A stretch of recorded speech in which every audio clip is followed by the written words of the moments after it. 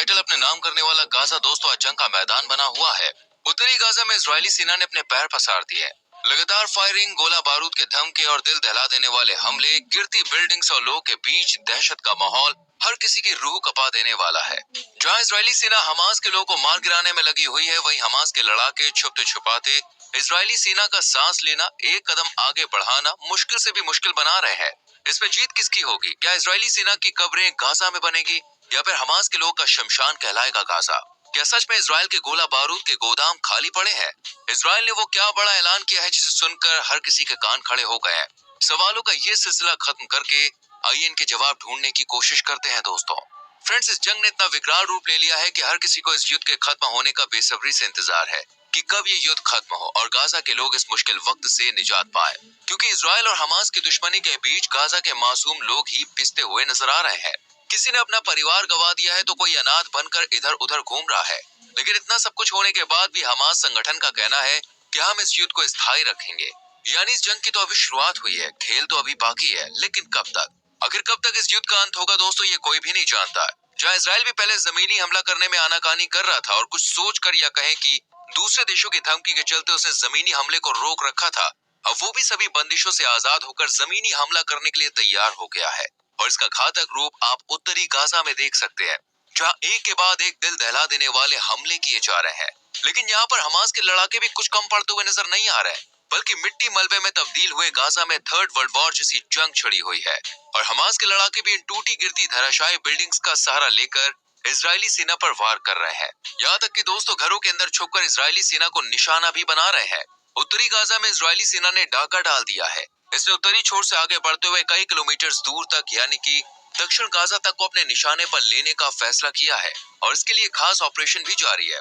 वहीं इजरायली सेना ने दूसरा मोर्चा उत्तरी छोर से 10 किलोमीटर नीचे खोला है और यहीं से इजरायली सेना ने अपनी ताकत का इस्तेमाल कर भूमध्य सागर तक अपने लिए रास्ता तैयार कर लिया है।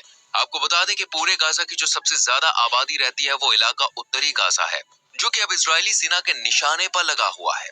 इजरायली सेना अभी उत्तरी गाजा और दक्षिणी गाजा के बीच है और ये दोनों इलाके एक दूसरे से अलग हो चुके हैं। एक बार को अगर इजरायली सेना दक्षिणी गाजा पर हमला बोल देती है तो फिर भी कम नुकसान होता है, लेकिन उत्तरी गाजा में अटैक करने और यहाँ घुसने से गाजा के लोगों को काफी नुकसान होने वाला है, क्योंकि यही जाने माने हॉस्पिटल हैं जिनमें बेघर पड़े लोग अपना इलाज करवा रहे हैं। इसी एरिया में वो ठहरे हुए हैं। ऐसे में आप समझ सकते हैं कि इजरायली सेना की एंट्री करने से यहाँ के लोगों पर क्या असर पड़ेगा। दिन के 24 घंटे और उस हर घंटे के 1 मिनट, हर एक सेकंड में गाजा धूल मलबे में तब्दील होता जा रहा है। इस युद्ध को देखकर तो यही कहा जा रहा है कि ये जंग अभी थमने वाली नहीं है, बल्कि ये युद्ध 2 सालों तक ऐसे ही चल सकता है। लेकिन कितना? 1 महीना, 2 महीना, 3 महीना, 1 साल, कितना दोस्तों? लेकिन इतने लंबे समय तक क्या ये छोटा सा संगठन गाजा को बचा पाएगा? क्या ये इजरायली सेना को काबू कर पाएगा? क्या 1 साल तक इस जंग को जारी रखने के लिए हमास की सुरंगों में इतने हथियार, इतने रॉकेट हैं कि वो इजराइल का सामना कर सके? नहीं, बिल्कुल भी नहीं। क्योंकि भाई इजराइल भले ही एक छोटा देश हो, लेकिन साथ ही एक ताकतवर देश भी है और फिर इसके साथ खड़ा है अमेरिका, जो दुनिया का सबसे ताकतवर देश माना जाता है। ऐसे में अकेले हमास का अपने दुश्मनों को शिकस्त दे पाना काफी मुश्किल ही नहीं बल्कि नामुमकिन ही है।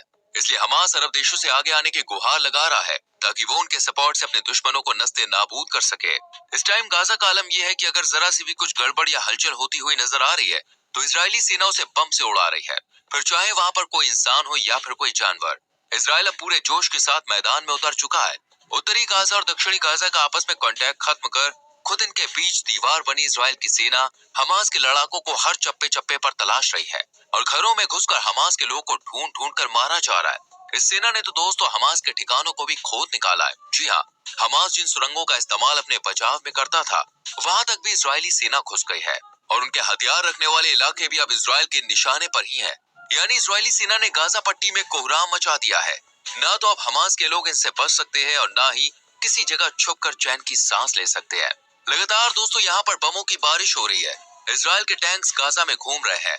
हर टाइम मिसाइल छोड़ी जा रही है। तोपों से निकलती आग ने गाजा को शमशान में बदल दिया है और अभी बचा कुचा गाजा मिट्टी में बदलने के लिए इजराइल के निशाने पर है। इस हमले में इजराइल ने अपनी पूरी जी जान, हथियार, गोला बारूद सब कुछ लगा दिया है। बस इनका अब एक ही मोटिव है कि किसी तरह गाजा और यहाँ बसने वाला हमास संगठन खत्म हो जाए। इतनी भारी मात्रा में गोलों की बारिश देख कर तो हर कोई हैरान है। ऐसा बताया जा रहा है कि इजराइल ने गोले बारूद का इतना इस्तेमाल किया है कि गोदाम के गोदाम खाली हो गए। और अब इजराइल के गोदाम में एक भी गोला मौजूद नहीं है। इसलिए दोस्तों अमेरिका इन्हें इंपोर्ट करने में लगा हुआ है। लेकिन परेशानी यान खड़ी हुई है कि अमेरिका जो कि गोले इजराइल को मुहैया कराता है, उसके पास भी भारी कीमत में गोले हैं ही नहीं, बल्कि इन्हें बनाने का काम चल रहा है। इजराइल ने 155 mm के 10 लाख गोलों का ऑर्डर दिया है, जबकि अमेरिका रोज सिर्फ 500 गोले ही बनाने की क्षमता रखता है। ऐसे में इतना बड़ा ऑर्डर पूरा कर पाना अमेरिका के लिए काफी बड़ा और मुश्किल टास्क है। बट अगर इस ऑर्डर को जल्द ही पूरा नहीं किया गया तो हो सकता है कि इजराइल के हाथ से फांसी निकलकर हमास के हाथों में पहुंच जाए। इसलिए दोस्तों इजराइल के पास गोलों का होना बहुत जरूरी है। लेकिन दावा किया जा रहा है कि ये ऑर्डर साल 2024 तक ही पूरा हो पाएगा। ऐसे में इजराइल के सर पर मौत का खतरा मंडरा रहा है, क्योंकि हम सब जानते हैं कि इजरायली सेना गाजा के अंदर घुस चुकी है और ताबड़तोड़ हमले कर रही है। ऐसे में अगर उन्हें गोला बारूद वक्त से नहीं मिल पाया तो हमास मौके का फायदा उठाकर उन पर टूट पड़ सकता है, जो कि इजराइल कभी भी नहीं चाहेगा। इसलिए अमेरिका भी अपने साथी को मुश्किल वक्त से निकालने की पूरी कोशिश कर रहा है और इस ऑर्डर को जल्द से जल्द पूरा करने में लगा हुआ है, ताकि उसका नाम और दोस्ती दोनों ही बची रहे। वैसे देखा जाए तो कहीं न कहीं ये सवाल जरूर खड़ा होता है कि इजराइल के पास गोले का स्टॉक आखिर खत्म कैसे हुआ, जबकि इस देश का हमास के साथ हर वक्त पंगा रहता है, तो इससे कैसे गोले के स्टॉक में कमी आने थी। तो आपको बता दें कि जिस तरह फिलिस्तीन और इजराइल के बीच जंग थमने का नाम नहीं ले रही, उसी तरह रूस और यूक्रेन के बीच भी युद्ध काफी समय से चला आ रहा है।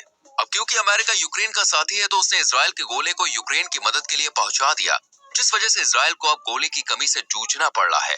लेकिन इजराइल ये कभी नहीं चाहेगा कि उसे दुश्मन के सामने झुकना पड़े या उससे हार माननी पड़े। इसलिए इजराइल जल्द से जल्द हमास के लोगों को मार गिराने में लगा हुआ है। बेंजामिन नेतन्याहू जो कि इजराइल के प्रधानमंत्री हैं, उन्होंने ये साफ जाहिर कर दिया है कि उनका इरादा है कि वो गाजा को खत्म करके हमास संगठन का खात्मा करके यहाँ की सिक्योरिटी अपने हाथों में ले लें।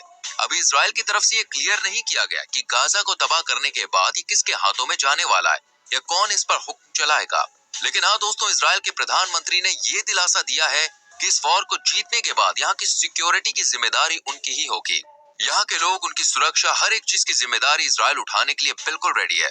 बस इसका एक ही मकसद है कि हमास का नाम और निशान यहाँ से मिटा दिया जाए, ताकि इनके इरादों को हकीकत का रूप मिल सके, जो कि हमास कभी होने नहीं देगा। इसलिए तो इजराइल ने हमास को खत्म करने के लिए फुल प्रूफ प्लान बनाया है। उसके कई फेज तो पूरे भी हो चुके हैं। जैसे कि पहले फेज में इजराइल ने सोचा था कि हम उत्तरी गाजा में हमला करेंगे, जो कि हो चुका है। दूसरे फेज में इन्हें हमास की तोप, लीडरशिप और हमास के बड़े बड़े नेताओं को मार गिराना था। और रिपोर्ट के अनुसार हमें पता चला है कि हमास के करीब 60 नेताओं को खत्म किया जा चुका है। यानी 7 अक्टूबर से अब तक हमास के करीब 60 नेताओं और कमांडर्स को ऊपर पहुंचा दिया गया है। तीसरे फेज में इजराइल गाजा में अपना एक मजबूत बेस बनाना चाहता है, इसलिए अब तक 130 हमास की सुरंगों को खत्म कर दिया गया है। अब बस हमास का सफाया करके इजरायली सेना को यहाँ तैनात करना, इजराइल का यहाँ झंडा फहराना बाकी है और ये ऑपरेशन धीरे धीरे चलता रहेगा। दोस्तों, आपको क्या लगता है, क्या इजराइल गाजा को अपना घर बना पाएगा?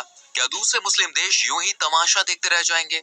अपनी राय हमें कमेंट सेक्शन में लिख के जरूर बताएं। वीडियो को लाइक और शेयर भी करें। एंड आने वाली वीडियोस को देखने के लिए चैनल को सब्सक्राइब करके बेल आइकॉन प्रेस करें, जिससे आने वाली वीडियोस आपसे मिस ना हो।